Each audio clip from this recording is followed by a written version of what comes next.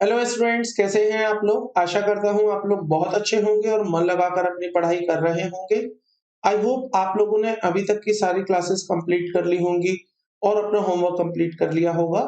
तो आज की इस क्लास में, जो कि हमारी लास्ट क्लास है टीडीएस की, इसमें मैं आपके साथ बचे हुए प्रोविजंस की बात करूंगा। वैसे मैं टीडीएस आपको कंप्लीट करवा चुका हूं। तो आज की इस क्लास में हम जो बात करने वाले हैं वो टीसीएस के बचे हुए प्रोविजंस की करने वाले हैं। कल मैंने आपके साथ टीसीएस का प्रोविजन स्टार्ट किया था, लेकिन due to some issues, health issues I would say, मैंने वो टॉपिक कंप्लीट नहीं किया था। तो आज की इस क्लास में मैं आपको बचे हुए टीसीएस के प्रोविजन कंप्लीट करवाऊंगा, ताकि हम अपना टीडीएस एंड टीसीएस का चैप्टर कंप्लीट कर पाए।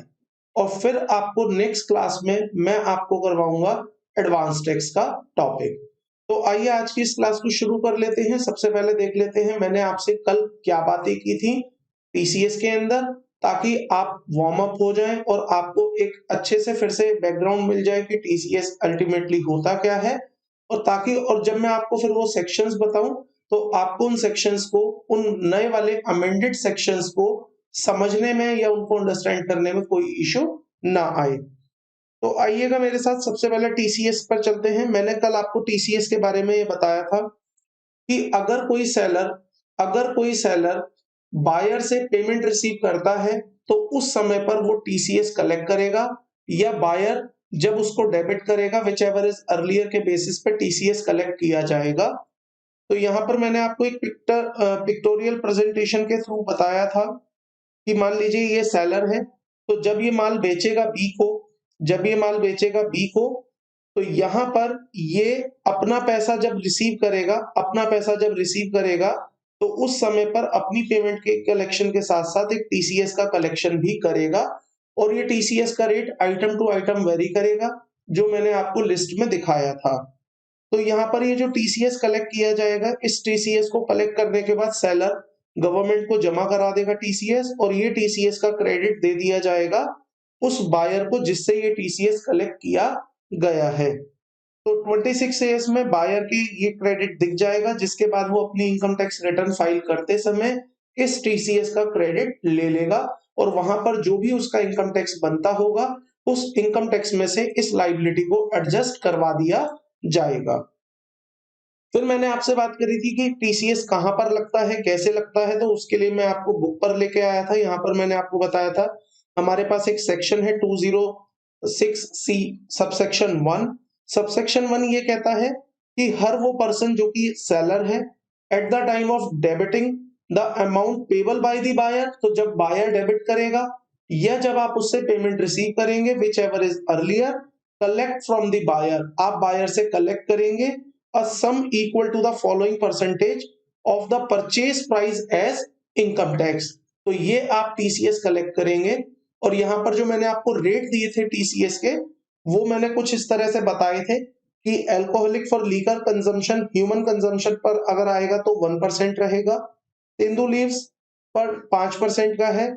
Timber timber obtained from under a forest lease, timber obtained other than the forest lease, or any forest produce or product other than the timber and tendu leaves, इन सब पे 2.5% का TCS है। Scrap पर 1% का है। Minerals being कोल और ignite, इन पर 1% का टीसीएस है। कोविड रिलैक्सेशन यहाँ आई हुई थी, 75% तक कम कर दिया गया था, तो 25% की रिबेट हो गई। 14 मई 2020 से 31 मार्च 2021 तक आपको टीसीएस 25% कम रेट से लगाना है, लेकिन अल्कोहल पर पूरा 1% ही रहेगा, वहां कोई रिलैक्सेशन नहीं आई थी। फिर उसके बाद मैंने आपको नेक्स्ट पैराग्राफ में बताया था कि अगर अगर आप ये ऊपर वाले जितने भी प्रोडक्ट्स मैंने आपको यहाँ दिखाए हैं, अगर आप इन प्रोडक्ट्स को खरीदते हैं for the processing, for the manufacturing of any other product, और आप इनको as it is not for a trading purpose नहीं खरीदते हैं, means for the purpose of trading नहीं खरीदते हैं, तो उस केस में आपसे टीसीएस कलेक्ट नहीं किया जाएगा। बट ऐसे में आपको एक रिटर्न डिक्लेरेशन देनी होगी कि मैं ये जो प्रोडक्ट खरीद रहा हूं, मैं इस प्रोडक्ट को मैन्युफैक्चरिंग के लिए, मैं इन प्रोडक्ट्स को प्रोसेसिंग के लिए, या मैं इन प्रोडक्ट्स को किसी और यूज के लिए खरीद रहा हूं, which are mention under this proviso, जहां पर लिखा था कि अगर आप प्रोसेसिंग, प्रोड्यूसिंग आर्टिकल और थिंग और for the purpose of generation of power and not for the trading purpose खरीद रहे हैं तो आपसे टीसीएस कलेक्ट नहीं किया जाएगा। तो लेट अस से आई एम अ बायर, मैं अल्कोहल खरीदने गया और मैंने वहां पर ये डिक्लेरेशन दे दी है कि भाई मैं ये अल्कोहल ह्यूमन कंजम्पशन के लिए नहीं खरीद रहा हूं, मैं इस अल्कोहल का यूज करूंगा फॉर द पावर जनरेशन या फॉर द मैन्युफैक्चरिंग और प्रोड्यूसिंग एनीथिंग और आर्टिकल, तो वहां पर फिर मेरे से टीसीएस कलेक्ट नहीं किया जाएगा। और यहां पर मैंने इंडिविजुअल के एप्लीकेबिलिटी के लिए भी आपको बताया था। तो देखिए, अगर आप इंडिविजुअल एचयूएफ है तो कोई बात ही नहीं, फिर तो आपके ऊपर हम देखेंगे कि आपका टर्नओवर 1 करोड़ से ज्यादा है in case of a business और 50 लाख से ज्यादा है in case of a profession in the last year. अगर आप इंडिविजुअल एचयूएफ नहीं है तो आपके ऊपर टीसीएस के प्रोविजन पहले दिन से एप्लीकेबल होंगे। फिर आपको ये नहीं देखना कि आपका टर्नओवर कितना है, कितना नहीं है। आई होप यहां तक की बातें आपको क्लियर हो गई होंगी। फिर मैंने आपको कराया था इसका नेक्स्ट सेक्शन। हमारे सामने नेक्स्ट सेक्शन था lease licence, parking lot, toll plaza and mine quarry. तो अगर आप लीज लाइसेंस बेचते हैं, मतलब सरकार यहां पर लीज लाइसेंस बेचती है, लाइसेंस ऑफ पार्किंग लॉट बेचती है और टोल प्लाजास बेचती है, तो जब यहां पर बायर से सरकार पैसा कलेक्ट करेगी तो बायर से उस समय पर 2% का टीसीएस ले लिया जाएगा। लेकिन कोविड रिलैक्सेशन यहां पर आया था तो 14 मई 2020 से 31 मार्च 2021 के लिए ये रेट कर दिया है 1.5% का। फिर इसके बाद मैंने बताया था मोटर व्हीकल पर टीसीएस एप्लीकेबल है सेक्शन 2061F। ये वाला सेक्शन आपको याद करना है। याद करना है एग्जाम के पर्पज से नहीं, मैं अभी आपको इसकी एक लिंकिंग दिखाऊंगा, इसके लिए आपको कह रहा हूं कि इस सेक्शन को देखो, आपको याद करना है। जब आप यहां वाले पॉइंट में देखोगे तो आप देखना मैंने कोई सेक्शन नहीं लिखा है, लेकिन यहां पर मैंने सेक्शन लिखा है। मेरी कुछ इंटेंशन है, मैंने जानबूझ के यहाँ पर सेक्शन लिखा है, तो वो मैं आपको नीचे दिखाऊंगा मैंने ये सेक्शन क्यों लिखा है। क्लियर? तो ध्यान से सुनिएगा, अगर आप सेल ऑफ मोटर व्हीकल करते हैं और 10 लाख रुपए से ज्यादा का मोटर व्हीकल सेल करते हैं तो उस केस में भी आप टीसीएस कलेक्ट करेंगे। अब ये जो टीसीएस कलेक्ट होगा ये हर किसी बायर से होगा, हर किसी बायर से होगा अगर 10 लाख रुपए से ऊपर का टीसीएस मोटर व्हीकल होता है। बट अच्छा, रेट क्या होगा इसमें? 1% का रेट मैंने आपको बताया था। दूसरा फिर मैंने आपको ये भी बताया था कि अगर ये मोटर व्हीकल कस्टमर को बेचा जाएगा तो टीसीएस कलेक्ट होगा। अगर मोटर व्हीकल मैन्युफैक्चरर अपने डीलर को या डिस्ट्रीब्यूटर को बेचेगा तो वहां पर टीसीएस कलेक्ट नहीं होगा। अगर मोटर व्हीकल मैन्युफैक्चरर बेचेगा अपने डीलर को या अपने डिस्ट्रीब्यूटर को तो वहां पर टीसीएस कलेक्ट नहीं होगा। इसका मतलब अगर मारुति मैन्युफैक्चरिंग कंपनी अपने मारुति डीलर को गाड़ी बेचेगी 10 लाख से ऊपर की तो टीसीएस नहीं आएगा। दूसरा मैंने बताया था कि ये जो 10 लाख रुपए की लिमिट है ये हर एक सेल पर देखनी है। तो अगर आपने पूरे साल भर में 7-8 लाख रुपए की सेल करी और ओवरऑल मिलाकर वो 10 लाख रुपए से ऊपर हो जाएगी तो फिर टीसीएस की बातें नहीं होंगी। टीसीएस की बातें केवल तब होंगी जब एक बिल की वैल्यू, एक सेल की वैल्यू 10 लाख रुपए से ऊपर हो जाएगी।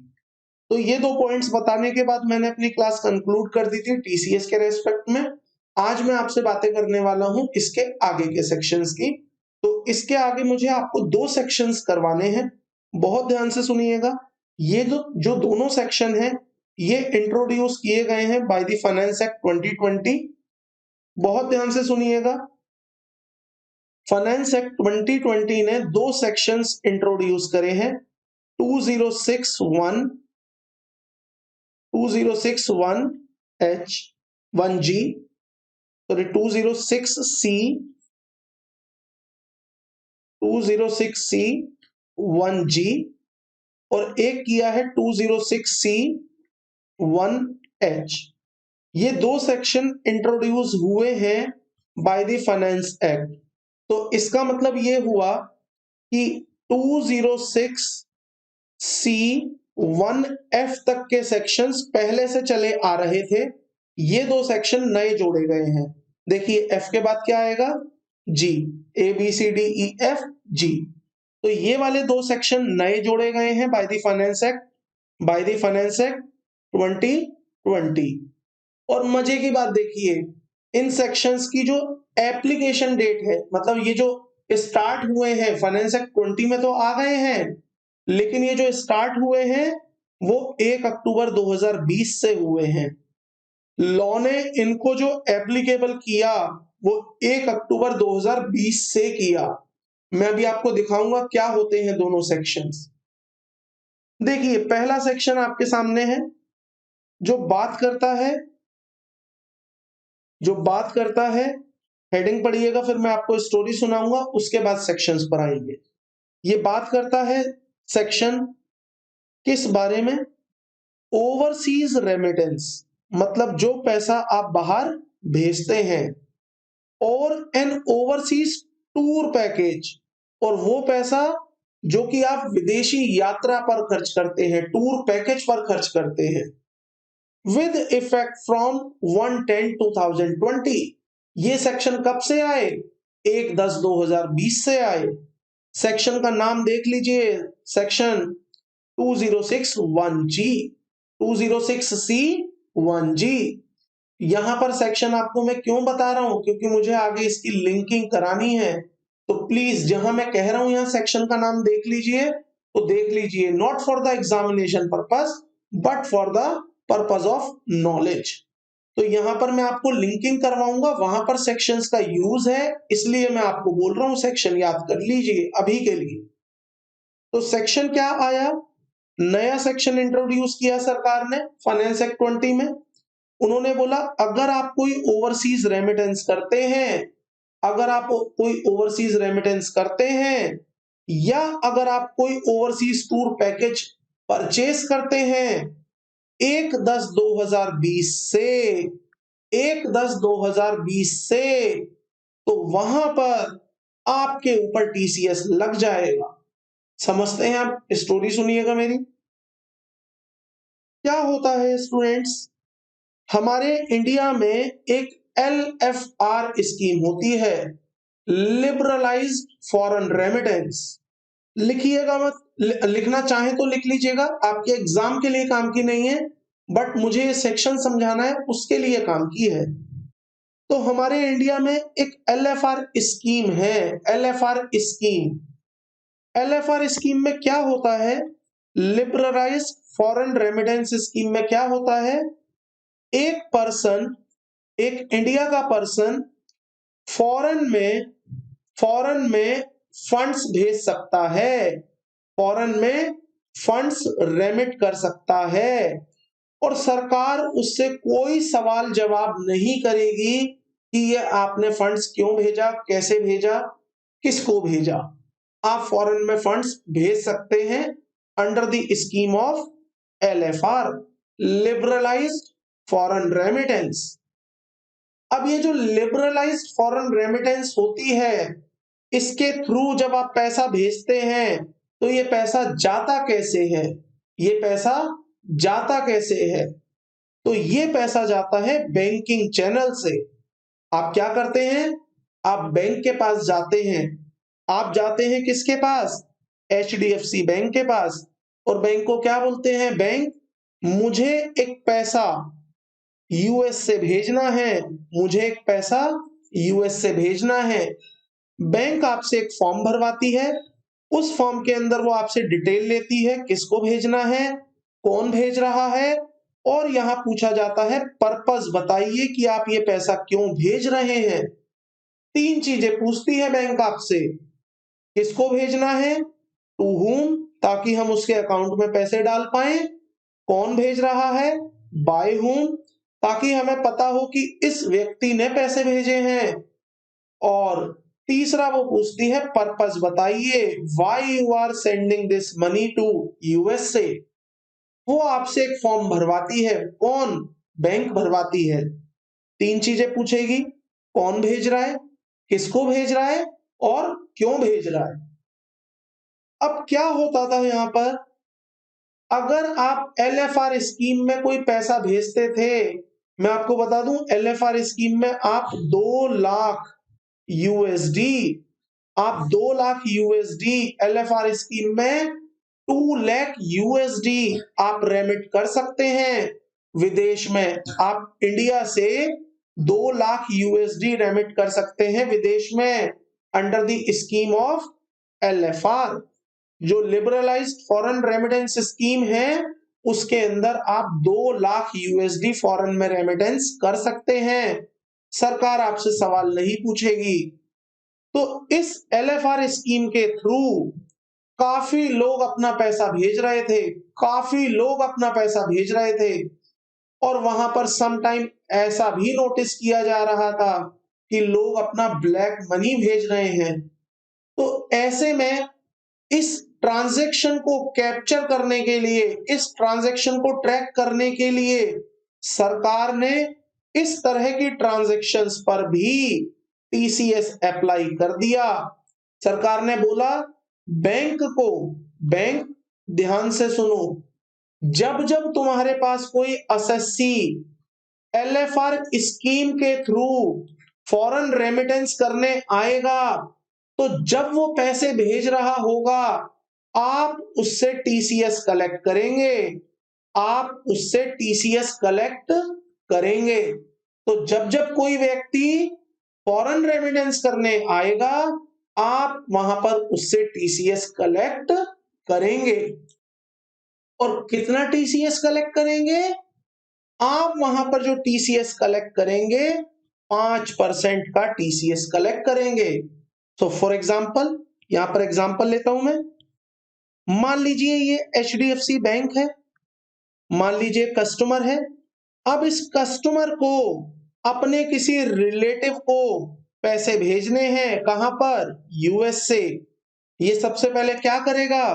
HDFC बैंक जाएगा, बैंक को बोलेगा बैंक मुझे 10 लाख रुपए यूएस से भेजने हैं, मुझे 10 लाख रुपए यूएस से भेजने हैं, मैं LFR स्कीम में 10 लाख रुपए यूएस से भेजना चाहता हूं।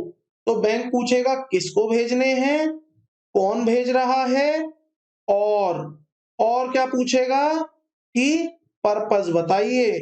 तो ये बोलेगा कि वहां पर मेरा रिश्तेदार रहता है, उसके लिए मुझे पैसे भेजने हैं, वहां पर मैं मकान बना रहा हूं, उसके लिए मुझे पैसे भेजने हैं, वहां पर मैं शेयर खरीदना चाहता हूं, उसके लिए मुझे पैसे भेजने हैं, या वहां पर मेरा कोई बिजनेस चलता है उसके लिए मुझे पैसे भेजने हैं। तो कोई भी पर्पस हो, बैंक यहां पर जब ये 10 लाख रुपए इसके लिए यूएस से भेजेगा तो बैंक 10 लाख रुपए पे 5% का टीसीएस भी कलेक्ट करेगा। बैंक उस केस में आपसे 5% का टीसीएस भी कलेक्ट करेगा।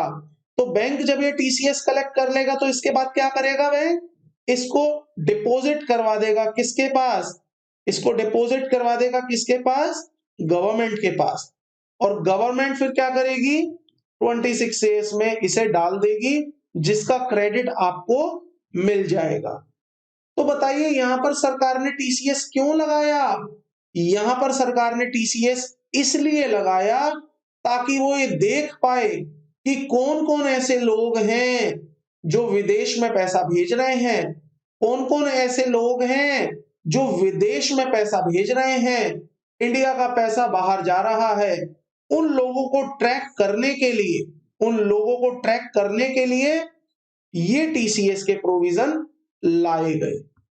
तो 5% का टीसीएस यहां लगा दिया, लेकिन ध्यान से सुनिएगा बात, लेकिन बट अगर आपका फॉरेन रेमिटेंस, अगर आपका फॉरेन रेमिटेंस 7 लाख रुपए तक होगा, अगर आपका फॉरेन रेमिटेंस 7 लाख रुपए तक होगा तो ध्यान से सुनिए, no TCS shall be made.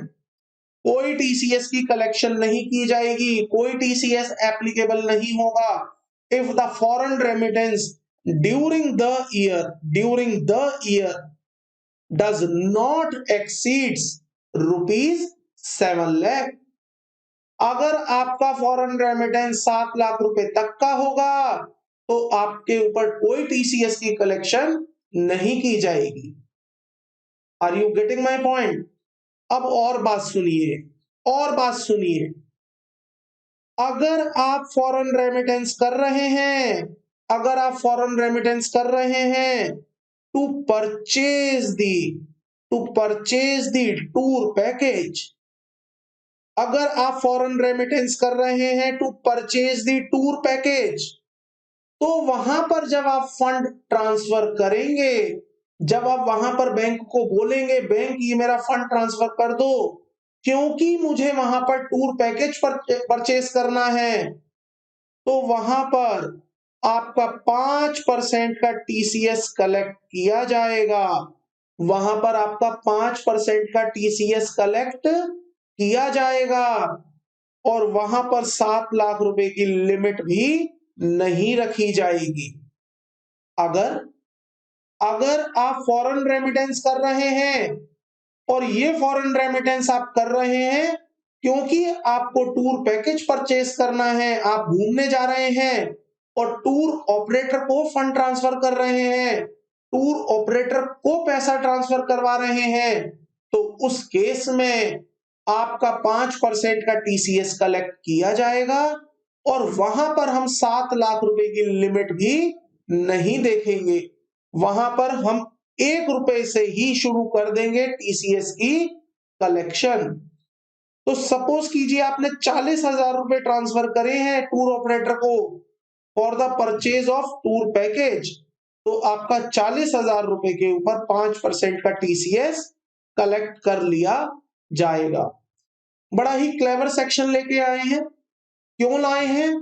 ताकि आप जो ब्लैक मनी विदेशी यात्रा पर खर्च करते हैं, अपना काला धन आप कहां खर्च करते हैं?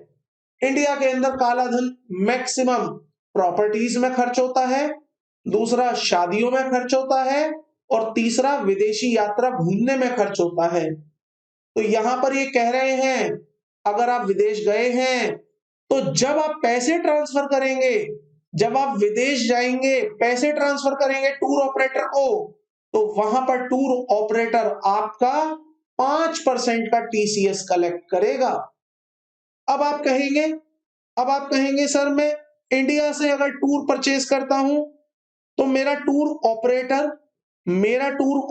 5% का टीसीएस ले लेगा, लेकिन अगर मैं इस टूर को यूएसए के किसी एजेंट से परचेज करता हूं तो वहां पर फिर कैसे आएगा टीसीएस? सुनिए, जब आप यूएसए के एजेंट को फंड ट्रांसफर करेंगे तो आप फंड कैसे ट्रांसफर करेंगे? Through bank. और जब आप बैंक को बोलेंगे बैंक मुझे ये फंड ट्रांसफर करना है यूएसए के किसी एजेंट को क्योंकि मैंने वहां पर एक टूर परचेज किया था, तो बैंक आपका 5% का टीसीएस कलेक्ट कर लेगा। देखिए बड़ा ही क्लेवर सेक्शन है। क्या कह रहे हैं फिर से सुनिए, समराइज कर रहा हूं अभी तक की पोजीशन। अगर आप एलएफआर स्कीम में फंड ट्रांसफर करते हैं विदेश में और वो फंड आप ट्रांसफर कर रहे हैं other than the tour purpose, other then the tour package purpose, तो बैंक आपका टीसीएस कलेक्ट नहीं करेगा 7 लाख रुपए तक। बैंक 7 लाख रुपए तक आपका टीसीएस कलेक्ट नहीं करेगा। लेकिन अगर आप फंड ट्रांसफर कर रहे हैं बैंक के थ्रू, क्यों कर रहे हैं? क्योंकि आप टूर पैकेज खरीदने जा रहे हैं, तो बैंक आपका टीसीएस कलेक्ट करेगा 5% विदाउट एनी लिमिट। कोई 7 लाख रुपए की लिमिट नहीं चेक करेगा। पहले रुपए से लेकर जितना भी आप फंड ट्रांसफर करेंगे उसका 5% आपसे टीसीएस कलेक्ट कर लिया जाएगा।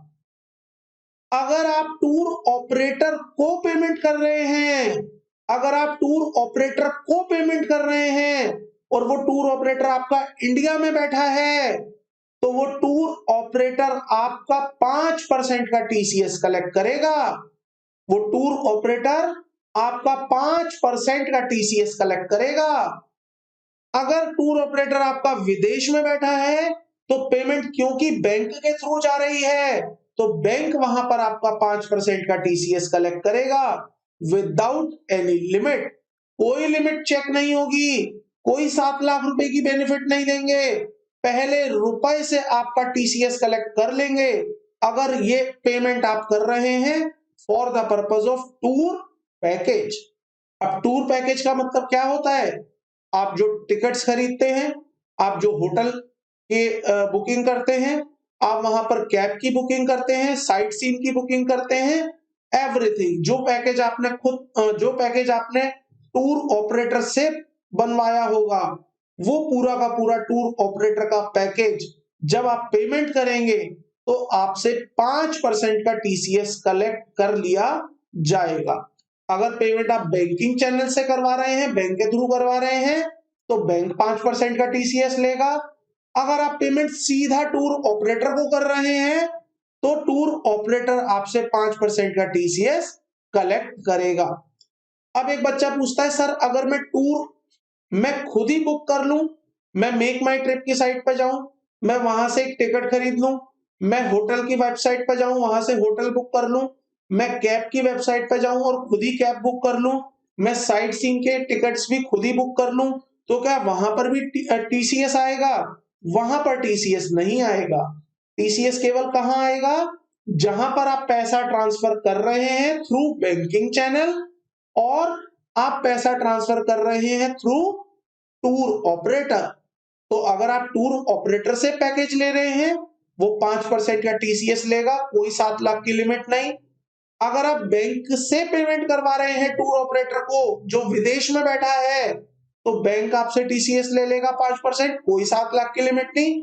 लेकिन अगर आप बैंक से फंड ट्रांसफर करवा रहे हैं, अगर आप बैंक से फंड ट्रांसफर करवा रहे हैं which is not for the tour package purpose, which is not for the tour package purpose, जो कि टूर पैकेज पर्पस के लिए नहीं है, किसी और पर्पस के लिए है, तो वहां पर आपका 7 लाख रुपए तक कोई टीसीएस नहीं होगा और 7 लाख रुपए के बाद जितना भी पैसा आप भेजेंगे उस पर आपका टीसीएस कलेक्ट कर लिया जाएगा। उस पर आपका टीसीएस कलेक्ट कर लिया जाएगा। किस रेट से? 5% की रेट से। किस रेट से? 5% की रेट से। आइए पहले इतना पढ़ लीजिए फिर आगे की बातें करेंगे। क्या लिखा है यहां पर? एवरी पर्सन, हर वो person being an authorised dealer, जो कि एक ऑथोराइज्ड डीलर है, who receive amount under the liberalised remittance scheme, LFRS भी कहते हैं इसको, एलएफआरएस भी कहते हैं और एलएफआर भी कहते हैं, लिबरलाइज्ड फॉरेन रेमिटेंस। तो हर वो पर्सन जो कि ऑथराइज्ड डीलर है, हु रिसीव द अमाउंट, जो कि पैसा रिसीव करता है under the liberalised remittance scheme of the RBI for overseas remittance. तो यहां पर कौन आ गया? बैंक। भाई कौन लोग हैं जो आपसे पैसा रिसीव करते हैं विदेश भेजने के लिए? बैंक। बैंक ही तो आपका पैसा भेजते हैं विदेश में। तो यहां पर कह रहे हैं हर वो बैंक जो आपसे पैसे ले रहा है to remit that amount into foreign under the RBI, under the RBI from a buyer, buyer से पैसा ले रहा है, being a person remitting such amount out of India. और बायर कौन है? वो व्यक्ति जो अपना पैसा इंडिया के बाहर भेज रहा है। बायर कौन है? वो व्यक्ति जो इंडिया के बाहर अपना पैसा भेज रहा है। वो अभी इस वाली लाइन को मत पढ़िएगा। तो बीइंग अ पर्सन जो कि ऑथराइज्ड डीलर है मतलब बैंक है, who receive the amount under the LFRS scheme of the RBI for a overseas remittance, विदेश में पैसा भेजने के लिए आपसे पैसा ले रहा है from a buyer. And buyer कौन है? बायर एक वो पर्सन है जो इंडिया के बाहर अपना पैसा भेज रहा है। तो उस केस में टीसीएस कलेक्ट किया जाएगा एट द रेट ऑफ 5%। तो उस केस में टीसीएस कलेक्ट किया जाएगा एट द रेट ऑफ 5%। अब पढ़िएगा दूसरा पॉइंट, एवरी पर्सन, हर वो पर्सन जो कि सेलर है, being a seller of an overseas tour program, जो आपको बेच रहा है, क्या बेच रहा है? ओवरसीज टूर प्रोग्राम पैकेज बेच रहा है। And who receive any amount from the buyer who purchase the package, और वो बायर से कोई पैसे ले रहा है, किस चीज के पैसे ले रहा है? To purchase the tour package. मैं बायर हूं, मैं एक एजेंट के पास गया, मैंने कहा मुझे आप यूएसए का, मुझे आप सिंगापुर का, मुझे आप मलेशिया का एक टूर पैकेज दे दीजिए। तो जब वो टूर पैकेज ऑपरेटर मेरे से पैसे लेगा, तो जब वो मेरे से पैसे लेगा, उस पैसे के साथ मेरा टीसीएस भी ले लेगा एट द रेट ऑफ 5%। अब पूरी लाइन को एक बार में एक फ्लो में पढ़िएगा। हर वो पर्सन जो कि ऑथराइज्ड डीलर है, जो कि ऑथराइज्ड डीलर है, every person who is a authorised dealer who receive the amount under the liberalized foreign remittance scheme of the RBI for overseas remittance। तो हर वो पर्सन जो विदेश में पैसा भेजने के लिए आपसे पैसा ले रहा है from a buyer, and buyer कौन है? Being a person who remitting such amount out of India. जो आपका हर वो व्यक्ति जो विदेश में पैसा भेज रहा है उससे, और साथ में पढ़िएगा बीइंग अ सेलर, जो कि सेलर है ओवरसीज टूर प्रोग्राम पैकेज का, who receive any amount from the buyer who purchases the package shall collect TCS at the rate of 5%। तो यहां पर आपसे टीसीएस कलेक्ट करवाया जाएगा 5% के रेट से। लेकिन ध्यान से सुनिएगा, प्रोवाइजो लिखा हुआ है नीचे, ध्यान से पढ़िएगा। Proviso, provided that authorized dealer shall not collect the sum, authorized dealer shall not collect the sum, वो आपसे टीसीएस नहीं लेगा। if the amount or aggregate of the amounts being remitted by a buyer is less than 7 lakh rupees, अगर आपका foreign भेजे जाने वाला पैसा 7 लाख रुपए से कम होगा, तो उस केस में आपका आपसे टीसीएस नहीं लिया जाएगा during the financial year. And मतलब प्लस है, ध्यान से सुनिएगा। And is for the purpose other than the purpose of overseas tour package program. आप विदेश में पैसा भेज रहे हैं, लेकिन उस पैसे का पर्पस क्या है? Other than foreign tour package program. तो वहां पर 7 लाख रुपए तक हम आपका कोई टीसीएस कलेक्ट नहीं करेंगे। लेकिन अगर आप पैसा भेज रहे हैं, चाहे वो 7 लाख रुपए से कम होगा, लेकिन उसका पर्पस अगर टूर पैकेज प्रोग्राम है, for the purpose of purchase of a tour package program है, तो आपका टीसीएस कलेक्ट किया जाएगा एट द रेट ऑफ 5%। मुझे बताइए, मैं कुछ केस क्रिएट कर रहा हूं आपके लिए, बताइएगा क्या टीसीएस एप्लीकेबल होगा या नहीं होगा? फॉरेन रेमिटेंस और पर्पस है। अब यहां आपको बताना है टीसीएस एप्लीकेबिलिटी। पहला केस फॉरेन रेमिटेंस 9 लाख रुपए की, दूसरा केस फॉरेन रेमिटेंस 5 लाख रुपए की, तीसरा केस फॉरेन रेमिटेंस 4 लाख रुपए की, fourth case foreign remittance 8 lakh रुपए की, पांचवा केस फॉरेन रेमिटेंस 6 लाख रुपए की। बताइए, उल्टे से शुरू करेंगे। 6 लाख रुपए रेमिट किए हैं, 6 लाख रुपए रेमिट किए हैं for the purpose of tour, for the purpose of tour. बताइए टीसीएस एप्लीकेबल होगा या नहीं होगा? हो जाएगा, टीसीएस एप्लीकेबल हो जाएगा। क्यों हो जाएगा सर? क्योंकि टीसीएस एप्लीकेबल होता है अगर आप कोई रेमिटेंस करते हैं for the purpose of tour package program. अगर आप कोई रेमिटेंस करते हैं for the purpose of tour package program. Clear है? तो यहां पर आपने रेमिटेंस की है for the purpose of tour package program, तो यहां पर आपका टीसीएस पहले रुपए से आ जाएगा, पहले रुपए से आ जाएगा।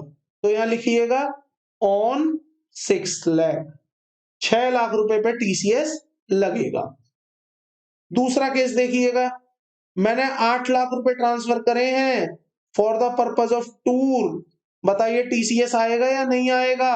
आ जाएगा, ऑन 8 लाख रुपीस। मैंने 4 लाख रुपए ट्रांसफर करे हैं for the purpose of tour, बताइए टीसीएस आएगा? आ जाएगा, ऑन 4 लाख रुपीस। मैंने 5 लाख रुपए ट्रांसफर करे हैं अदर देन टूर पर्पस के लिए, अदर देन टूर के लिए, तो बताइए टीसीएस आएगा या नहीं आएगा? नहीं आएगा, क्योंकि 7 लाख रुपए तक कोई टीसीएस नहीं होगा अगर आप फॉरेन रेमिटेंस कर रहे हैं under the LFR scheme and which is for the other than tour purpose. मैंने 9 लाख रुपए ट्रांसफर करे हैं अदर देन टूर पर्पस के लिए, मैंने 9 लाख रुपए ट्रांसफर करे हैं अदर देन टूर पर्पस के लिए, बताइए टीसीएस आएगा या नहीं आएगा? आ जाएगा, लेकिन कितने पर आएगा? On 2 lakh rupees. भाई 7 लाख रुपए तक तो कोई टीसीएस है ही नहीं ना, बाकी 2 लाख पर टीसीएस आएगा। और किस रेट से आएगा? रेट भी बता दीजिए, 5% से। यहां सब भी 5% के रेट से ही टीसीएस आएगा, यहां भी 5% के रेट से टीसीएस आएगा। आई होप आपको ये पोजीशन क्लियर हो गई होगी। अब अगर आपको इतनी बात क्लियर हो गई है तो एक प्रोवाइजो और पढ़िए, नीचे एक प्रोवाइजो और लिखा है, ध्यान से सुनिएगा। Provided further that sum to be collected by a authorized dealer from the buyer shall be equal to the 5% of the amount or aggregate of the amount in excess of 7 lakh। तो ये बात मैंने आपको बता दी है, बस आपको यहां दिखा रहा हूं कि यहां लिखा हुआ है कि जो आपका टीसीएस कलेक्ट किया जाएगा वो 7 लाख रुपए के ऊपर वाले अमाउंट पर कलेक्ट किया जाएगा। तो अगर आपने 9 लाख रुपए दिए हैं मेरे इस वाले केस में, तो TCS shall be collected on 2 lakh rupees. If the remitted by the buyer in a financial year where the amount is being remitted is for the purpose other than the purpose of overseas tour program packages, तो अगर आप tour programme packages के अलावा किसी reason से भेज रहे हैं तो 7 लाख रुपए तक कोई टीसीएस नहीं, उसके ऊपर वाले पर टीसीएस आएगा 5%।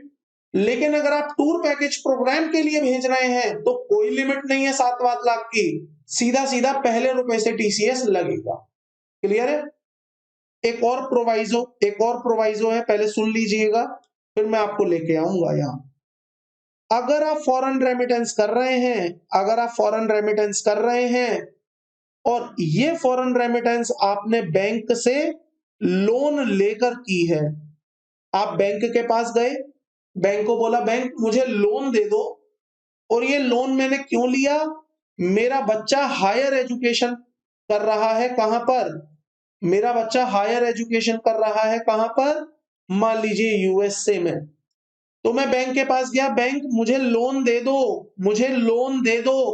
और ये लोन देने के बाद यूएसए भी भेज दो, क्योंकि वहां पर मेरा कोई रिलेटिव या मैं हायर एजुकेशन कर रहा है, मैं हूं तो मैं हायर एजुकेशन कर रहा हूं या मेरा कोई रिलेटिव हायर एजुकेशन कर रहा है। तो जब बैंक आपको लोन देगा और लोन देने के बाद इस फंड्स को यूएसए भेजेगा, तो वहां पर आपका टीसीएस 5% नहीं कलेक्ट होगा, वहां आपसे 0.5% का टीसीएस लिया जाएगा। भाई लॉ मेकर भी समझते हैं, अगर मैं आपको 10 लाख रुपए का लोन दूंगा तो इसका मतलब आपके पास पैसे नहीं थे, तभी तो आप लोन ले रहे हो, मजबूरी में आप लोन ले रहे हो, और मैं उस 10 लाख रुपए पे 5% अगर आपसे टीसीएस भी ले लूं, मैं उस 10 लाख रुपए पे 5% आपसे टीसीएस भी ले लूं, तो ये तो आपके लिए बड़ा इनजस्टिस नहीं हो जाएगा? हो जाएगा। तो लॉ ने आपको बोला अगर आप कोई फॉरेन रेमिटेंस करते हैं for the purpose of higher education, और वहां पर आप जो फंड्स ट्रांसफर कर रहे हैं वो आपने लोन लेकर किया है, लोन लेकर किया है, तो वहां पर आपका जो टीसीएस होगा वो 5% नहीं होगा, आपका जो टीसीएस कर दिया जाएगा वो 0.5% कर दिया जाएगा। Are you getting my point? क्या बोला मैंने? अगर आप लोन लेकर फंड्स का ट्रांसफर करते हैं for the purpose of higher education, तो वहां पर हम आपका जो टीसीएस होगा 5% नहीं करेंगे। कितना कर देंगे? 0.5%। अब मेरी बात सुनिएगा, मैंने बिना लोन लिए फंड्स ट्रांसफर किया है for the purpose of higher education. बताइए टीसीएस का रेट क्या होगा? 5% होगा। मैंने लोन लेकर फॉरेन रेमिटेंस नहीं की है, मैंने लोन लेकर फॉरेन रेमिटेंस नहीं की, मैंने की ही नहीं, बस लोन ले लिया। बताइए टीसीएस का रेट क्या होगा? टीसीएस एप्लीकेबल ही नहीं होगा। टीसीएस तो तब एप्लीकेबल होगा ना जब आप फॉरेन रेमिटेंस करेंगे। बताइए मैंने लोन लेकर टूर पैकेज प्रोग्राम के लिए फंड ट्रांसफर किया है, टीसीएस का रेट क्या होगा? 5% होगा। बताइए मैंने लोन लेकर फॉरेन रेमिटेंस की है और for the purpose of higher education की है, टीसीएस का रेट क्या होगा? 0.5% होगा। 0.5% होगा। लिखिएगा इन केसेस को। Case 1, loan taken, foreign remittance for education. Loan लिया, फॉरेन एजुकेशन के लिए ट्रांसफर किया, TCS at the rate of 0.5%। Case 2, loan taken, no foreign remittance, मैंने कोई फॉरेन रेमिटेंस नहीं करी, टीसीएस एप्लीकेबल ही नहीं होगा। मैं ये नहीं कह रहा टीसीएस नहीं लगेगा, टीसीएस एप्लीकेबल ही नहीं होगा। केस 3, मैंने लोन टेकन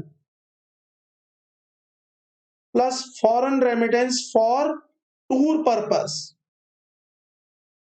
टीसीएस 5%। केस 4, मैंने लोन नॉट टेकन, मैंने लोन नहीं लिया बट मैंने फॉरेन रेमिटेंस की है for education purpose, for higher education. बताइए टीसीएस 5%। तो सरकार ने रिलैक्सेशन दी है केवल इस वाले केस को, जहां पर सरकार कह रही है अगर आपने लोन लिया था और लोन एजुकेशन पर्पस से लिया था और आपने उसको रेमिट किया है, तो वहां पर आपके लिए जो टीसीएस का रेट होगा वो 0.5% कर देंगे। आइएगा वापस, प्रोवाइडेड, प्रोवाइडेड से पढ़िए। Provided also that authorized dealer shall collect a sum equal to 5% of the amount or aggregate of the amount in excess of rupees 7 lakh remitted by the buyer in a financial year if the amount of being remitted out is a loan obtained from any financial institution। आपने किसी financial institution से loan लिया है as defined under section 80E for the purpose of pursuing any education। तो 80E में क्या है? Higher education. तो अगर आप हायर एजुकेशन के लिए लोन लेते हैं और आप वो फंड ट्रांसफर करते हैं, तो उस केस में जो आपके ऊपर टीसीएस का रेट होगा वो कर दिया जाएगा 0.5%। कितना कर दिया जाएगा? 0.5%। क्लियर है यहाँ तक? कोई डाउट, कोई कंफ्यूजन नहीं? आगे देखिएगा, एक और छोटी सी बात आपको बताने जा रहा हूं। Provided also that the authorised dealer shall not collect this sum on the amount in respect of which the sum has been collected by the seller.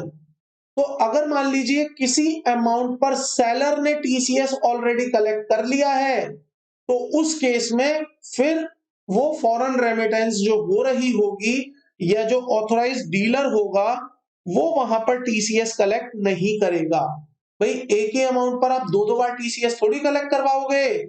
अगर अगर टूर ऑपरेटर पैकेज ने, सेलर ने आपका टीसीएस ऑलरेडी कलेक्ट कर लिया है, तो फिर आपका टीसीएस ऑथोराइज डीलर कलेक्ट नहीं करेगा। एक अमाउंट पर दो बार टीसीएस कलेक्ट नहीं होगा।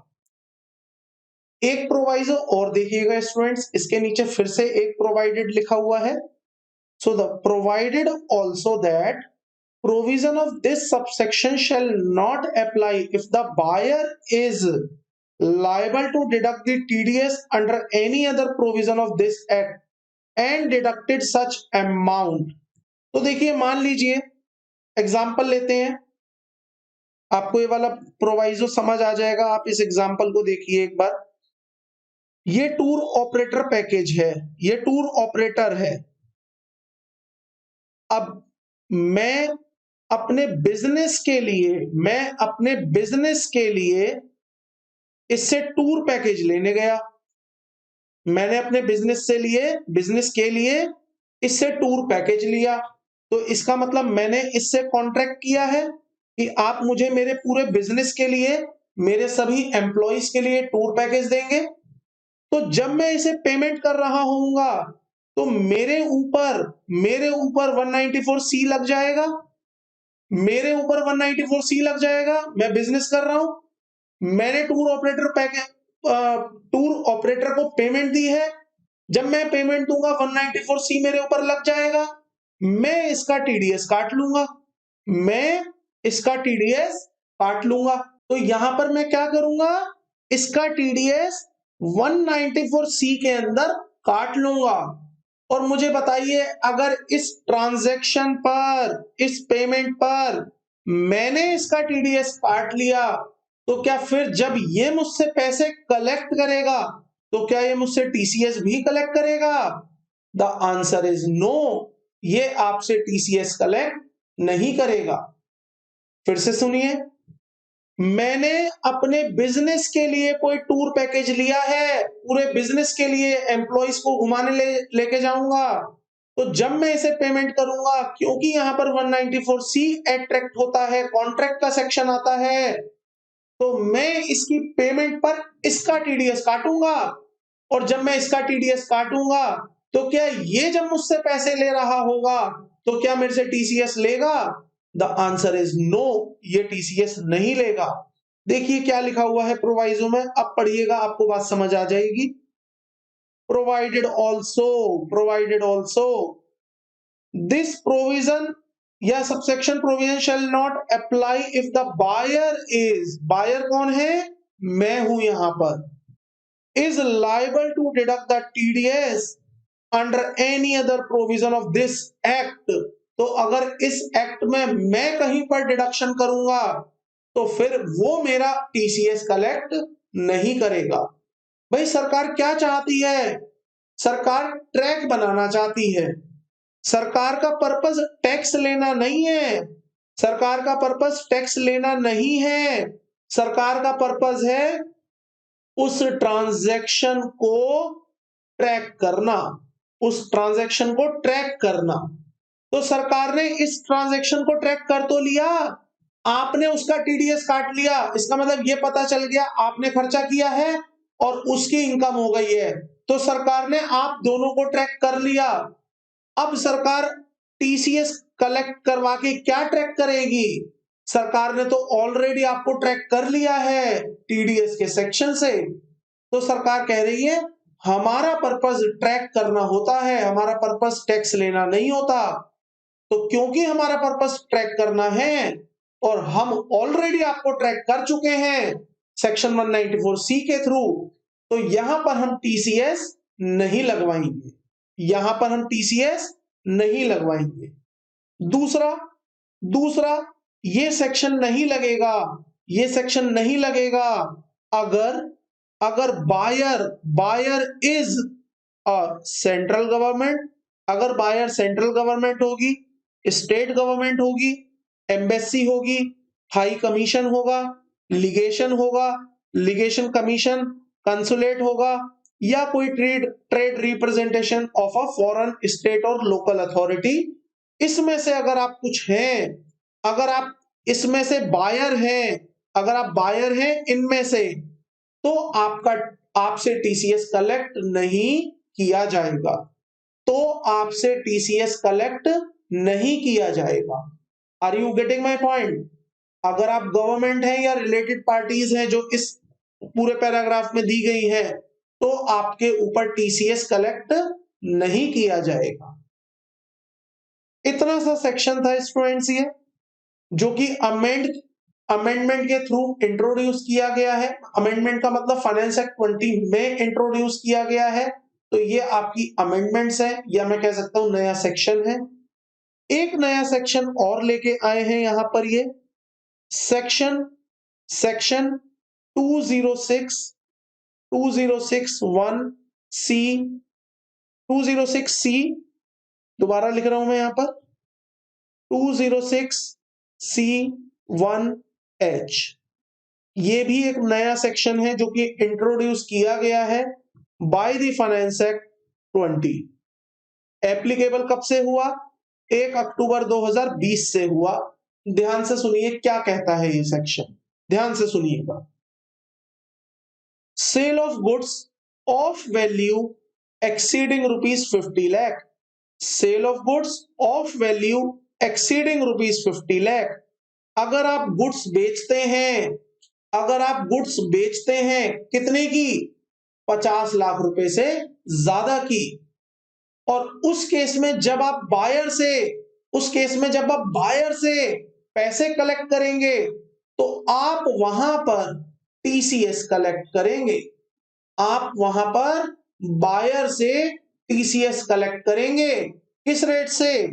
At the rate of rate मैंने कहा लिखा है, ये रहा 0.1%। बहुत ही थोड़ा सा रेट है, 0.1%, 1% भी नहीं, द ओनली 0.1%। तो जब आप सेल करेंगे, और अगर वो सेल 50 लाख रुपए से ज्यादा की है, अगर वो सेल 50 लाख रुपए से ज्यादा की है, तो जब आप बायर से पैसे लेंगे, जब आप बायर से पैसे लेंगे, तो वहां पर आप टीसीएस कलेक्ट करेंगे एट द रेट ऑफ 0.1%। कितना लेंगे? 0.1% ऑफ देखिएगा सेक्शन में, मैं आपको दिखाता हूं, पढ़िए यहां से। Every person being a seller, जो कि एक सेलर है, who receives any amount, अगर आप कोई भी पैसा लेते हैं, कोई भी पैसा लेते हैं as a consideration for the sale of any goods of the value और aggregate of such value exceeding ₹50 lakh, अगर आप कोई पैसा लेते हैं, किस चीज का पैसा लेते हैं? सेल का। जो सेल कितने से ज्यादा की है? 50 लाख से ज्यादा की है। Rupees in any previous year, rupees in any previous year, other than, छोड़ दीजिए इस लाइन को, अदर देन छोड़ दीजिए इस लाइन को, shall at the time of receipt of such amount, तो जब आप वो पैसा रिसीव करेंगे, कलेक्ट फ्रॉम द बायर, आप बायर से कलेक्ट करेंगे। क्या कलेक्ट करेंगे आप? A sum equal to 0.1% of the sales consideration, तो जितना भी आप सेल्स कंसिडरेशन कर रहे हैं, उसका 0.1% आप उससे कलेक्ट करेंगे। एक्सीडिंग ₹50 लाख एज टीसीएस, जो 50 लाख रुपए से ऊपर का अमाउंट होगा, उसका 0.1% आप कलेक्ट करेंगे एज टीसीएस। जो 50 लाख रुपए से ऊपर का अमाउंट होगा, उसका 0.1% आप कलेक्ट करेंगे एज टीसीएस। कोविड रिलैक्सेशन यहां पर भी आई है, 0.1% से 0.075% कर दिया है 14 मई 2020 से 31 मार्च 20 के लिए। अब यहां पर इसका एनालिसिस आप समझिए, यहां पर इन्होंने क्या बात बोलनी चाहिए एग्जाम्पल के थ्रू। देखिएगा स्टूडेंट्स, इसका एनालिसिस एग्जाम्पल के थ्रू मैं आपको करा रहा हूं। तो यहाँ पे ये कह रहे हैं, मान लीजिए आप सेलर हैं, मान लीजिए आप सेलर हैं, आपने कोई गुड्स बेची हैं, आपने कोई गुड्स बेची हैं, ये बायर है। अगर ये गुड्स आपने 50 लाख रुपए से ऊपर की बेची हैं, अगर ये गुड्स आपने 50 लाख रुपए से ऊपर की बेची हैं during the year, during the year, तो जब आप इससे पैसे कलेक्ट करेंगे, जब आप इससे पैसे कलेक्ट करेंगे तो आप इससे टीसीएस भी कलेक्ट करेंगे eight the rate of 0.1%, eight the rate of 0.1%। लेकिन ये जो टीसीएस कलेक्ट किया जाएगा ना, ये उस वैल्यू पर कलेक्ट होगा which is over and above ₹50 lakh. तो जो वैल्यू 50 लाख रुपए के ऊपर की वैल्यू होगी उस पर आप टीसीएस रिसीव करेंगे, उस पर आप टीसीएस कलेक्ट करेंगे फ्रॉम दी बायर। तो अगर आप 50 लाख रुपए से ज्यादा का माल बेचते हैं किसी बायर को, अगर आप 50 लाख रुपए से ज्यादा का माल बेचते हैं किसी बायर को और 50 लाख रुपए से ज्यादा वाले माल पर, 50 लाख रुपए से ज्यादा वाले माल पर आप टीसीएस कलेक्ट करेंगे eight the rate of 0.1%। Covid relaxation में 0.075% आप कलेक्ट करेंगे। अब एनालिसिस में मुझे बताइए, मैंने यहां लिखा अगर आप बेचते हैं माल, अगर आप बेचते हैं माल तो मुझे बताइए अगर आप देते हैं सर्विसेज क्या तब भी आप टीसीएस कलेक्ट करेंगे? आप टीसीएस कलेक्ट नहीं करेंगे। तो अगर आप माल बेचते हैं, गुड्स बेचते हैं तभी टीसीएस आएगा। अगर आप सर्विसेज देते हैं और उसके बदले में आपको कंसिडरेशन मिलता है तो टीसीएस नहीं आएगा, तो टीसीएस यहां पर नहीं आएगा। फिर से पढ़िएगा सेक्शन। एवरी पर्सन, हर वो व्यक्ति जो कि सेलर है, जो कि सेलर है, who receive any amount as a consideration, जो कि कुछ पैसा रिसीव कर रहा है for the sale of goods, for the sale of goods of the value or aggregating of such value exceeding 50 lakh rupees in any previous year other than those goods being exported out of India। इस line को मैं छोड़ दीजिए। shall at the time of receipt of such amount, तो जब वो पैसा receive करेगा collect from the buyer, buyer से कलेक्ट कर लेगा क्या? A sum equal to 0.1% of the total sales consideration in excess of ₹50 lakh, जो कि 50 लाख से ऊपर का होगा। तो सपोज कीजिए सेलर ने बायर को माल बेचा है 60 लाख रुपए का, तो टीसीएस कितने पर आएगा? 10 लाख रुपए पर आएगा। सेलर ने बायर को माल बेचा है 40 लाख रुपए का, टीसीएस नहीं आएगा। सेलर ने बायर को माल बेचा है 1 करोड़ का, टीसीएस कितने पर आएगा? 50 लाख पर आएगा। अच्छा, ये 50 लाख रुपए जो आप लिमिट देख रहे हैं 50 लाख रुपए, ये ड्यूरिंग द प्रीवियस ईयर है, ये ड्यूरिंग द प्रीवियस ईयर है। ये सेक्शन कब से आया है? 1 अक्टूबर 2020 से आया है। तो मुझे बताइए 1 अक्टूबर 2020 से पहले मैं 50 लाख रुपए का माल बेच चुका हूं, अब मैं 1 अक्टूबर 2020 के बाद 10 लाख रुपए का माल बेचूंगा, क्या टीसीएस कलेक्ट होगा? टीसीएस कलेक्ट होगा। अच्छा, टीसीएस कब कलेक्ट होगा? At the time of receipt. TCS कब कलेक्ट होगा? At the time of receipt. At the time of sale तो नहीं होगा, बिल्कुल भी नहीं होगा। अब बताइए 1 अक्टूबर 2020 को सेक्शन आया, 1 अक्टूबर 2020 से पहले मैं 40 लाख रुपए का माल बेच चुका हूं, 1 अक्टूबर 2020 के बाद मैं 10 लाख रुपए का माल और बेच रहा हूं, टीसीएस लगाओगे या नहीं लगाओगे? नहीं लगाओगे, क्योंकि अभी भी 50 लाख की लिमिट पूरी नहीं हुई है। अब मैंने 10 लाख रुपए का माल बेचने के बाद फिर एक 10 लाख रुपए का माल बेचा है, अब टीसीएस आएगा या नहीं आएगा? अब टीसीएस आएगा। कितने पर? 10 लाख पर। तो जो वैल्यू 50 लाख रुपए से ज्यादा होगी उस पर टीसीएस कलेक्ट करना है, और 50 पूरे साल का देखना है और 50 के ऊपर वाली वैल्यू पर आप टीसीएस लेंगे। क्लियर है? टीसीएस कब लेंगे? Eight the time of collection, eight the time of collection. तो मुझे बताइए, मैं सेलर हूं, मैंने बायर को 60 लाख रुपए का माल बेचा। मैं टीसीएस लगाऊंगा या नहीं लगाऊंगा? मैं टीसीएस अब नहीं लगाऊंगा, लेकिन जब ये मुझे पैसे देगा तब मैं टीसीएस लूंगा 0.1% ऑफ द 10 लाख। क्लियर है?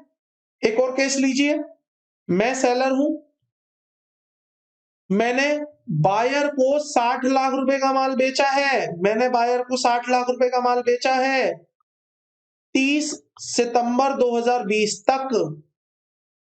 अब 1 अक्टूबर 2020 आ गया, मैं यहां पर 10 लाख रुपए का माल बेच रहा हूं फिर से 1 अक्टूबर 20 के बाद, क्या इस पर टीसीएस आएगा? यस, इस पर टीसीएस एप्लीकेबल हो जाएगा। अच्छा, अब ये बताओ, टीसीएस 10 पर एप्लीकेबल होगा या जो पीछे वाले 10 फालतू हो चुके हैं उस पर भी एप्लीकेबल कर दोगे? उस पर भी एप्लीकेबल कर दोगे, उस पर भी एप्लीकेबल कर दोगे। क्या लिखा है लॉ में? अगर आप 50 लाख रुपए से ऊपर का माल बेचते हैं ड्यूरिंग द प्रीवियस ईयर और आप उसका पैसा रिसीव करते हैं तो आपको टीसीएस कलेक्ट करना होगा, तो आपको टीसीएस कलेक्ट करना होगा। अब मुझे एक बात बताइए, मुझे एक बात बताइए, ध्यान से सुनिएगा। मैं सेलर हूं,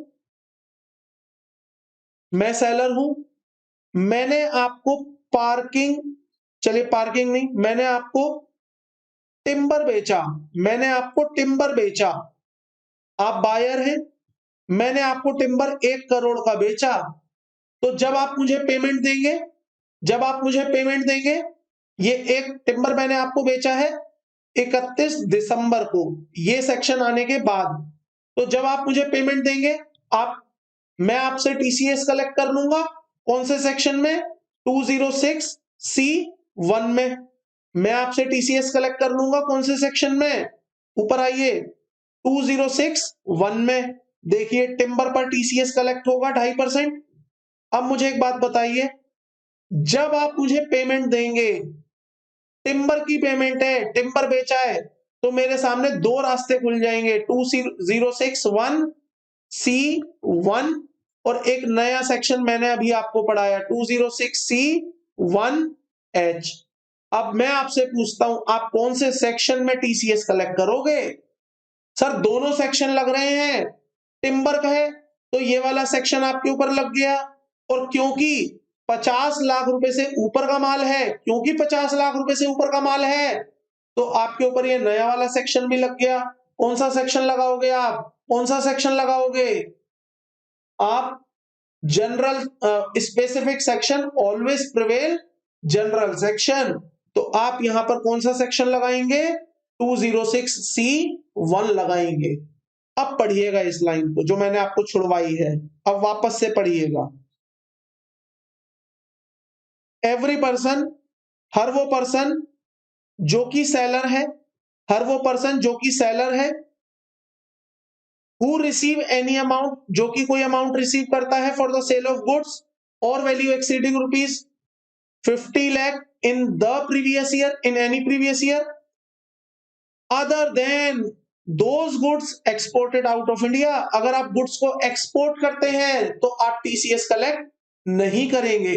अगर आप गुड्स एक्सपोर्ट करते हैं तो आप टीसीएस कलेक्ट नहीं करेंगे। और goods covered under section subsection 1, और उन गुड्स पर जो कि सबसेक्शन 1 में लिखी गई हैं, कौन कौन सी? एल्कोहल, टिम्बर, तेंदू लीव्स और कोल, मिनरल्स, कोल इग्नाइट और, तो उन चीजों पर आप टीसीएस कलेक्ट नहीं करेंगे। और किस पर नहीं करेंगे? Subsection 1F। 1F कौन सा था स्टूडेंट्स? 1F कौन सा था? अभी मैंने आपको कराया, फॉरेन रेमिटेंस, सॉरी 1F कौन सा था? Sale of motor vehicle. तो अगर आप सेल ऑफ मोटर व्हीकल पर उस वाले सेक्शन में टीडीएस काट रहे हैं तो यहां पर फिर टीडीएस की बातें नहीं है, तो वो सेक्शन को छोड़कर बाकी लोग यहां पर टीडीएस काटेंगे। और देखिए इसके आगे एक और लिखा हुआ है 1F के बाद, और सबसेक्शन 1G, तो हर वो सेलर अदर देन इनको छोड़कर, हर वो सेलर अदर देन इनको छोड़कर, हर वो सेलर अदर देन इनको छोड़कर, तो हर वो सेलर जो ना तो 1 में कवर होता है, ना 1F में कवर होता है, ना 1G में कवर होता है, और ना ही वो एक्सपोर्ट करता है, तो वो टीसीएस यहां पर कलेक्ट करेगा। अगर वो इस वाले सेक्शन में टीसीएस ले रहा है तो वो इस नए वाले सेक्शन में टीसीएस नहीं कलेक्ट करेगा। अगर वो 1F में सेल ऑफ मोटर व्हीकल में टीसीएस ले रहा है तो वो इस नए वाले सेक्शन में टीसीएस कलेक्ट नहीं करेगा। अगर वो 1G में टीसीएस कलेक्ट कर रहा है तो वो इस वाले सेक्शन में टीसीएस कलेक्ट नहीं करेगा। अगर वो एक्सपोर्ट कर रहा है तो वो टीसीएस कलेक्ट नहीं करेगा, तो वो टीसीएस कलेक्ट नहीं करेगा। आगे देखिएगा, आगे देखिए, provided further that provision of this subsection shall not apply if the buyer is liable to deduct tax under any other provision of this act on the goods purchased by him from the seller and has deducted amount। तो अगर आप किसी और section में TDS काट रहे हैं, किसी और सेक्शन में टीसीएस लगा रहे हैं, तो फिर ये वाला सेक्शन उन लोगों पर नहीं लगेगा। अब यहां पर समझिए बायर का मतलब क्या है। बायर का मतलब every person who purchase any goods, buyer का मतलब हर वो पर्सन जो गुड्स परचेज करता है। बट डज नॉट इंक्लूड, लेकिन हम इन्हें बायर नहीं मानेंगे, हम इन्हें बायर नहीं मानेंगे, हम इन्हें बायर नहीं मानेंगे, इसका मतलब हम इनसे टीसीएस कलेक्ट नहीं करेंगे। क्योंकि सेक्शन क्या कहता है, सेक्शन कहता है हम सेलर्स हैं और हम बायर से जब पैसे लेंगे तो हम टीसीएस लेंगे। तो अगर बायर से पैसे लोगे तभी तो टीसीएस लोगे। अगर मैं कह दूं कि सामने वाला व्यक्ति बायर ही नहीं है तो फिर आप टीसीएस नहीं लोगे। अगर मैं कह दूं सामने वाला व्यक्ति बायर ही नहीं है तो आप टीसीएस नहीं लोगे।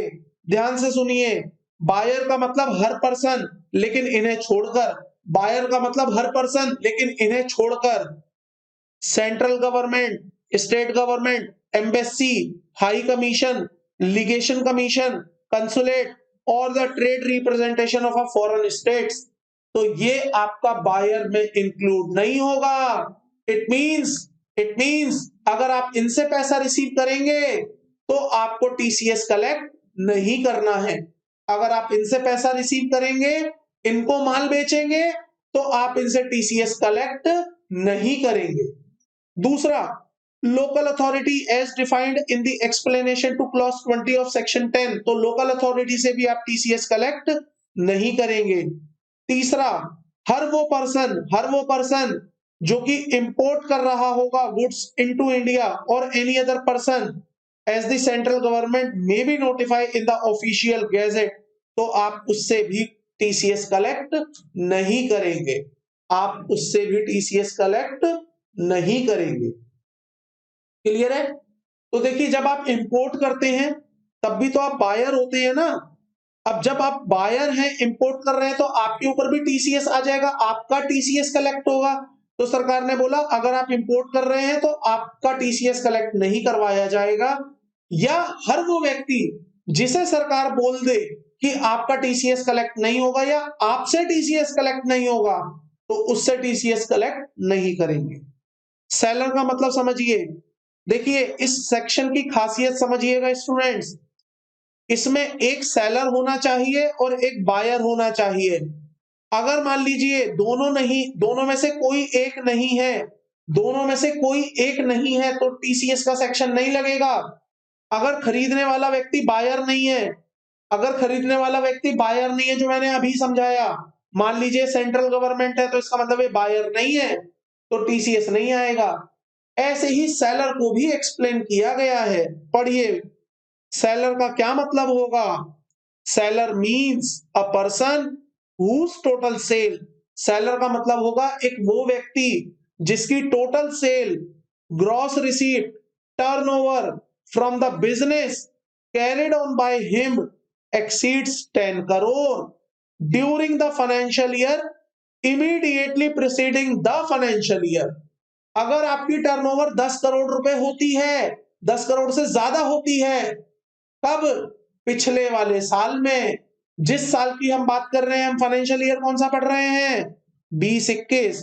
तो अगर आपकी टर्नओवर फाइनेंशियल ईयर 19-20 में 10 करोड़ रुपए से ज्यादा होती है, तो उस केस में आप माने जाएंगे सेलर। आप माने जाएंगे सेलर।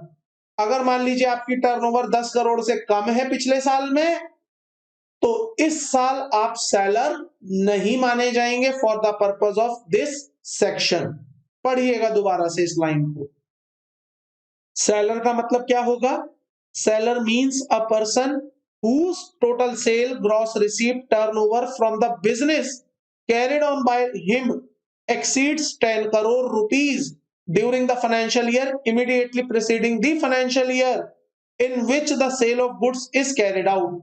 तो जिस साल में आप सेल कर रहे हैं, उस साल के पिछले वाले साल में अगर आपका टर्नओवर 10 करोड़ से ऊपर है, तो आप इस वाले साल के लिए सेलर माने जाएंगे और आपके ऊपर टीसीएस का प्रोविजन लग जाएगा। बट अगर आपका पिछले साल टर्नओवर 10 करोड़ से ऊपर नहीं है और भले ही आपने इस साल 50 लाख रुपए से ज्यादा का माल बेचा है, तब भी आप टीसीएस कलेक्ट नहीं करेंगे, तो आपके ऊपर ये सेक्शन नहीं लगाया जाएगा। पढ़िएगा। Not being a person as the central government, ठीक है, तो उनको छोड़ दिया है। इतनी सी बात इस लाइन में लिखी हुई है। अभी मैं आपको कुछ एनालिसिस लिखवाऊंगा, ध्यान से लिखिएगा उन्हें। एक और इंपॉर्टेंट बात समझिएगा। हमने अपना कंसेप्ट खत्म कर लिया, बस एक इंपॉर्टेंट बात समझिएगा। अगर कोई पर्सन अपना पैन नंबर नहीं देता है या आधार नंबर नहीं देता है, तो उसका जो टीसीएस होगा वो twice the rate specified under the section और 1% लिया जाएगा। तो ट्वाइस का मतलब क्या हो गया? 0.1% का 2 गुना, मतलब 0.2%, या फिर 1%, विच एवर इज हायर। तो आप अगर पैन नंबर और आधार नंबर नहीं देते हैं अपना, तो आपका जो टीसीएस कलेक्ट किया जाएगा वो 1% किया जाएगा। ध्यान से सुनिएगा, ये केवल इस सेक्शन के लिए एप्लीकेबल है, ये केवल इस वाले सेक्शन के लिए एप्लीकेबल है। यहां लिख लीजिएगा, एप्लीकेबल फॉर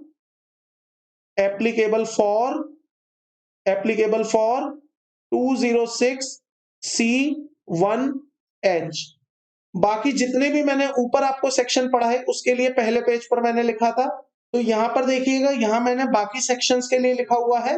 अगर आप अपना पैन और आधार नहीं देते हैं, तो आपका जो टीसीएस लिया जाएगा, हायर ऑफ द फॉलोइंग लिया जाएगा। इसको ठीक कर लीजिएगा, ये 5% है। तो twice the rate specified under the income tax act और 5% विच एवर इज हायर के हिसाब से आपका टीसीएस लिया जाएगा। क्लियर है हम यहां तक? कोई कंफ्यूजन, कोई डाउट नहीं? तो सुनिएगा मेरी बात को। जो यहां पर मैंने आपको बताया है ये केवल एप्लीकेबल है 2061CH के लिए, 206C1H के लिए। और जो यहां पर मैंने आपको सेक्शन बताया कि आपका हायर टीसीएस लिया जाएगा, ये ऑल अदर सेक्शंस के लिए है, ये ऑल अदर सेक्शंस के लिए एप्लीकेबल होगा। क्लियर है यहां तक? कोई कंफ्यूजन, कोई भी डाउट नहीं? अब ध्यान से सुनिएगा मेरी बात, हमारा कॉन्सेप्ट खत्म हो गया। अब आप कुछ नोटिंग वाले पार्ट पर आइएगा और यहां लिखिएगा, एनालिसिस आपको बता रहा हूं, ताकि आपके एमसीक्यू में जब क्वेश्चन हिट हो तो वहां आपको कोई भी चैलेंज ना आए। ये एनालिसिस आप जरूर लिखिएगा ध्यान से मेरे साथ साथ। No TCS shall be collected, पहला, if seller is exporting goods।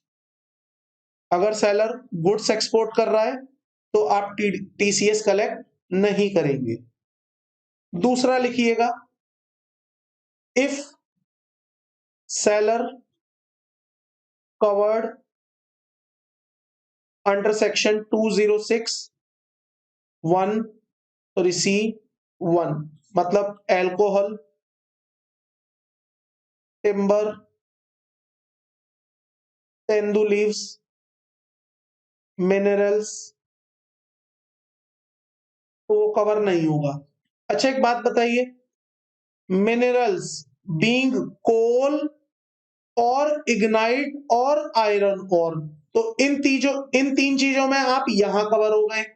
अगर आप इसके अलावा कोई मिनरल्स खरीदते हैं, अगर आप इसके अलावा कोई मिनरल्स खरीदते हैं, तो क्या आप इस वाले सेक्शन में आएंगे? नहीं आएंगे। तो फिर आप कौन से सेक्शन में चले जाएंगे? 2061 206C1H में चले जाएंगे। तो यहां लिखिएगा note, if seller sales other minerals, यहां ऐसे लिखिए minerals, minerals other than coal, lignite और आयरन और, then 206C1H will be applicable. तो वहां पर वो वाला सेक्शन एप्लीकेबल हो जाएगा। थर्ड नंबर पर लिखिएगा, इफ सेलर्स प्रोवाइड सर्विसेज, तो अगर सर्विसेज देता है सेलर तो भी ये सेक्शन नहीं लगेगा, टीसीएस नहीं लगेगा। फोर्थ नंबर पर लिखिएगा, इफ सेलर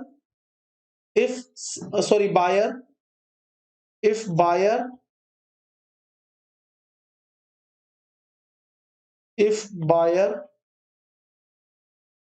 इंपोर्ट गुड्स, तो यहां पर ये सेक्शन नहीं लगेगा और उससे टीसीएस कलेक्ट नहीं किया जाएगा। क्लियर है स्टूडेंट्स इतनी बातें? अब मैं आपको एक और बात बता देना चाहता हूं, वैसे मैंने पहले भी बताई है, टीसीएस पर बहुत ज्यादा इंस्टीट्यूट आपसे एक्सपेक्ट नहीं करता, क्योंकि टीसीएस पर उसने आपके मॉड्यूल में भी ये बात लिख दी है कि हम आपसे सीए फाइनल लेवल पर पीएचडी करवाएंगे टीसीएस पर। यहां पर आपको टीसीएस पर बहुत ज्यादा दिमाग नहीं चलाना, बट क्योंकि अमेंडमेंट है, क्योंकि नए सेक्शन इंट्रोड्यूस हुए हैं, इंस्टीट्यूट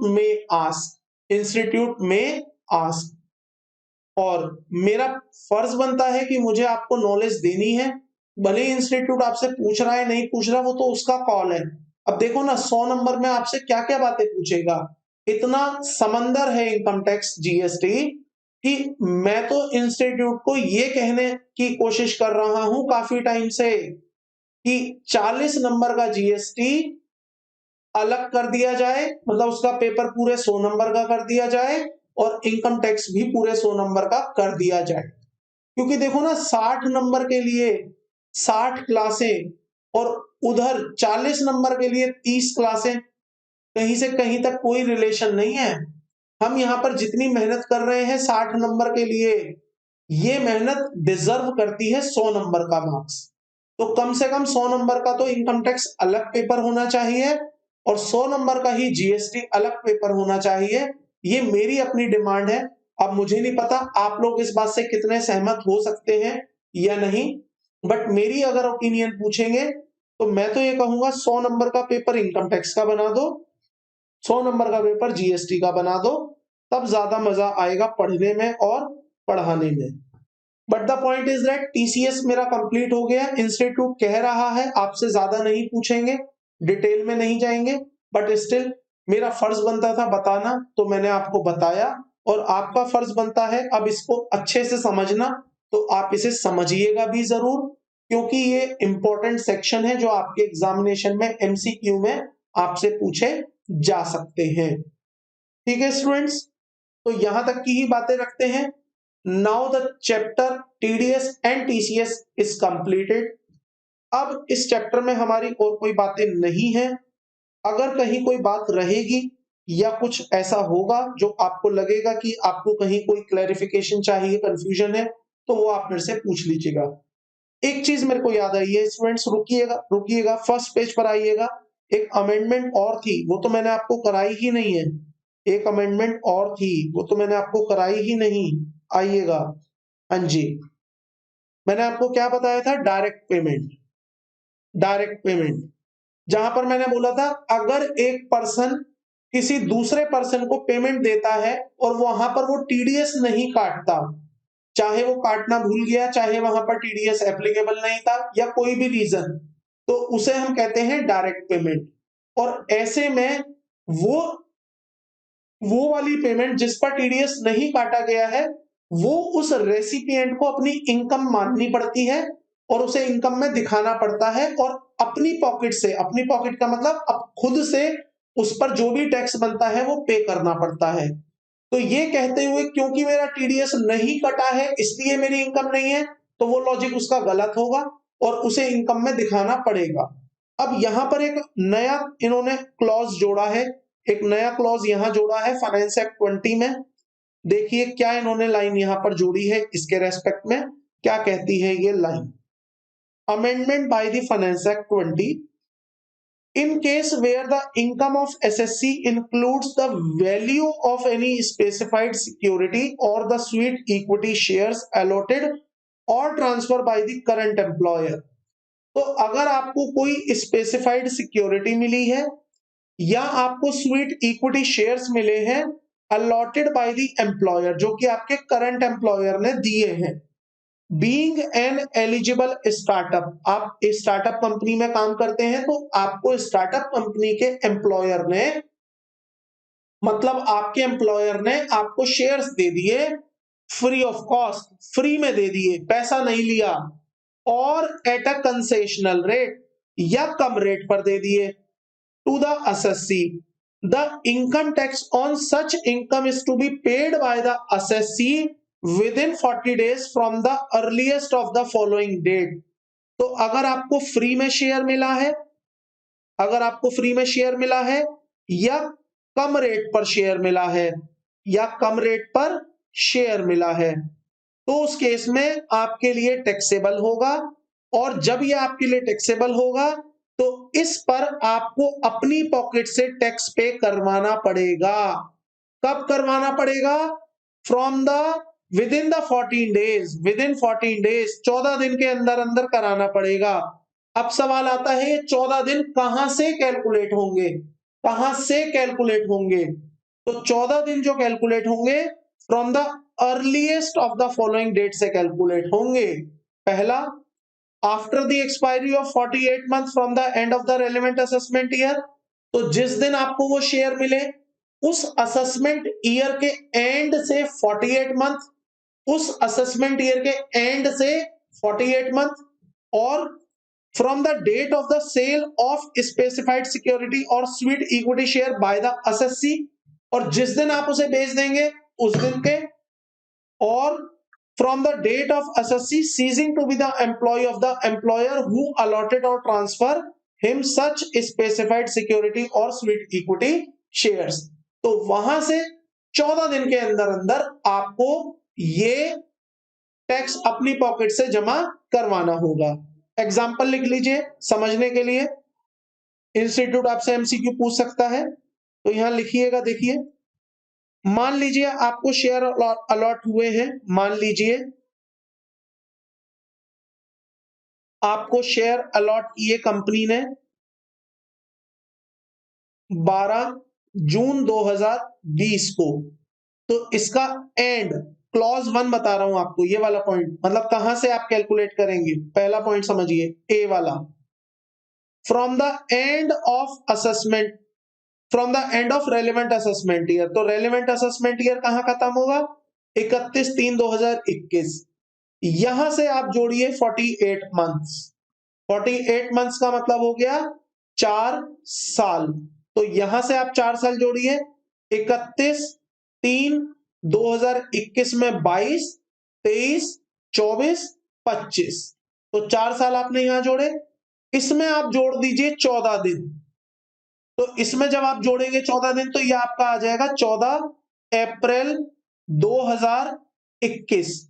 तो आपको यहां तक 14 अप्रैल 2021 तक 14 अप्रैल 2021 तक आपको ये टैक्स जमा करवाना होगा सरकार को, जो आपकी इनकम बनी है, क्योंकि आपको यहां पर शेयर अलॉट किया गया है 2025।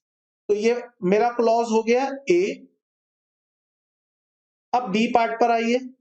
बी में वो कहता है 14 दिन फ्रॉम द डेट, जिस दिन आप उसे बेच देंगे। तो यहां लिखिए इफ सच शेयर सोल्ड, अगर आप वो शेयर बेच देंगे तो लेट्स से अज्यूम आपने शेयर बेच दिए ऑन 12 दिसंबर 2020 को। तो आपके 14 दिन कब होंगे 12, आप यहां लिखेंगे 12 दिसंबर 2020 प्लस 14 दिन। तो ये आपकी जो डेट आएगी 12 और 14 26 दिसंबर 2020 तक आपको अपना टैक्स डिपॉजिट करवाना होगा।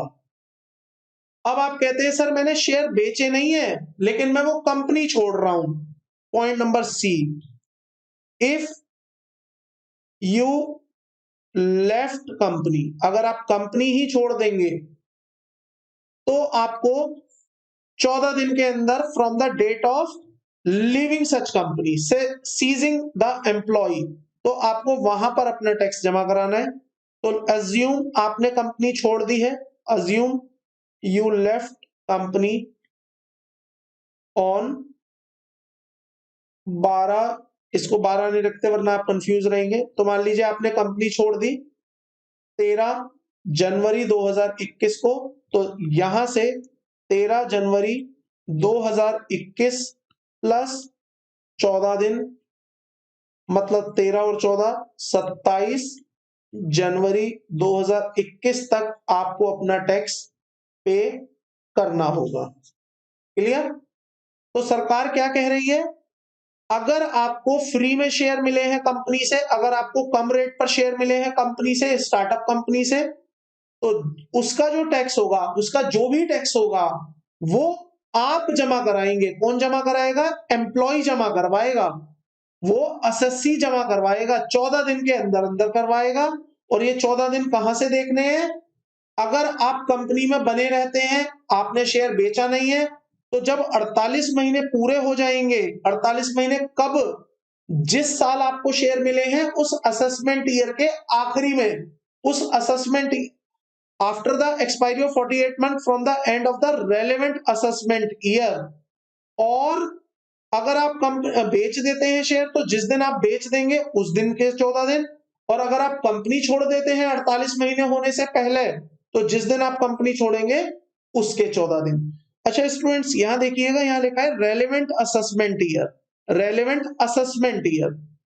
तो मेरा पहला वाला केस है, उसमें चेंज कर लीजिएगा। मान लीजिए आपको शेयर अलॉट हुए हैं इस दिन, मान लीजिए आपको शेयर अलॉट हुए हैं इस दिन, तो इस एग्जाम्पल को बस चेंज कर लीजिएगा। मान लीजिए आपको शेयर अलॉट हुए हैं 2019 को, तो ये मेरा हो गया प्रीवियस ईयर। इसका मेरा असेसमेंट ईयर क्या होगा? इसका मेरा असेसमेंट ईयर कहलाएगा 1/4/2020 से 31 मार्च 2021। तो यहां से आपको 48 महीने देखने हैं, जो मैंने आपको यहां पर करके दिखाया है। तो एग्जाम्पल में बस ये चेंज कर लेना, मैंने बस एक छोटी सी डेट चेंज करी है यहां पर, बाकी कहीं कोई चेंज नहीं है। क्लियर? इतनी सी बातें थी टीडीएस के चैप्टर में। आई नो मैंने काफी लंबा टाइम लिया आपका टीडीएस के चैप्टर में, बट ट्रस्ट मी स्टूडेंट, आपको सीए फाइनल में ना 1% भी दिक्कत नहीं आएगी। आप शायद अभी इस बात को अप्रिशिएट नहीं कर पाएंगे, बट जिस दिन आप फाइनल की तैयारी करेंगे ना, जिस दिन आप फाइनल में टीडीएस पढ़ने जाएंगे, उस दिन आपको मेरी आज कही हुई सारी बातें याद आएगी, एक एक शब्द आपको याद आएगा उस समय पर।